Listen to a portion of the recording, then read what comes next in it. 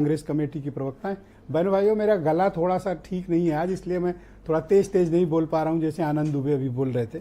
तो कल तक मैं उम्मीद करता हूं कि गला ठीक होगा और मैं भी उनकी तरह तेज तेज बोलूंगा। सुधा मिश्रा जी मेरे साथ मौजूद हैं। सुधा जी, स्वागत आपका। चेहरे पे कुछ मायूसी दिख रही है एग्जिट पोल देख कर, क्या? नहीं, मायूसी बिल्कुल भी नहीं है। तो क्या तैयारी है कल की? कल की तैयारी देखिए, अभी हमने कहा कुछ घंटों का देखिए, परसों हम लोग साथ बैठे हुए थे ब्रिजेश जी। जी, आप थी जी। और कल पर जो परसों का डेटा आया था और जो कल आया और जो आज आया, उसके डिफरेंस को देखिए। लोग कहते हैं कि आप लोग क्यों एग्जिट पोल को एग्जैक्ट उसको नहीं मान रहे हैं, उस पर क्यों आप उस पर कि नहीं, ऐसा नहीं हो सकता। अगर आप देखिए तो 400 जो दिखा रहे थे वो अब संख्या 80 से 100 नीचे लेके आ गए।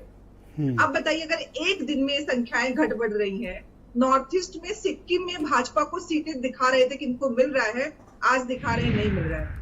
तो ब्रजेश जी, वो कौन से आधार है कि हम मान लें?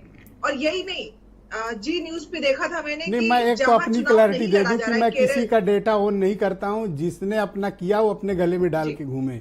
मैं किसी का डेटा ऑन नहीं करता। अब आप बताएं। बिल्कुल जाहिर सी बात है। अभी केरल की बात करूं, कश्मीर की बात करूं, सिक्किम की बात करूं, 2 राज्यों की बात कर लेती हूँ। और यूपी में एक सीट जहां पे हमारे सपा के प्रत्याशी गठबंधन के हैं, वहां भाजपा को जीतते हुए उन्हीं के नाम से दिखाया जा रहा है।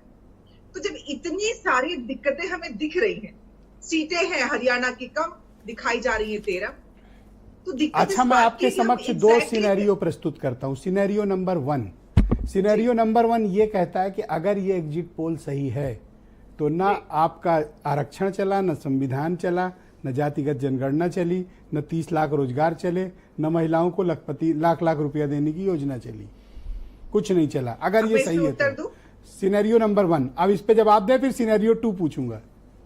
जी, इसका जवाब है कि ये आपने एक मान लिया कि अगर ऐसा होता है तो इसका उत्तर ब्रजेश यही है कि 2-3 के आंकड़ों के रुझान ने दिखा दिया कि कंफ्यूजन बहुत ज्यादा है।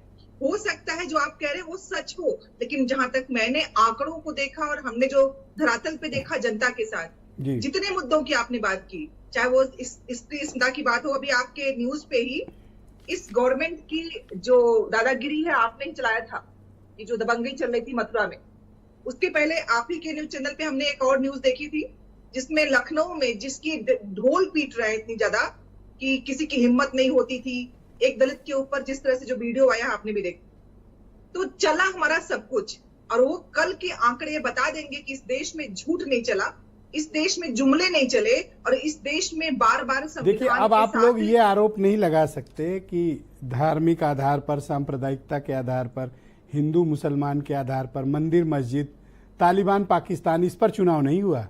मैं ये बात पहले दिन से कह रहा हूँ, इस बार का चुनाव मुद्दों पर हुआ है। किया बिल्कुल, और जनता ने लड़ा। और इस बार मैंडेट स्वीकारना है, चाहे जो आए, भागना नहीं है। बिल्कुल मैं हमेशा कहती हूँ कि जो सत्य है वो आएगा आंकड़ों में, लेकिन जो सत्य को ये झुठलाने का प्रयास करते हैं वो भी सामने है। सिनेरियो 2, अगर आपको मैंडेट आपकी तरफ जाता है तो क्या फिर ये राशन, राष्ट्रवाद, भगवान राम, मोदी, योगी, ये नहीं चले?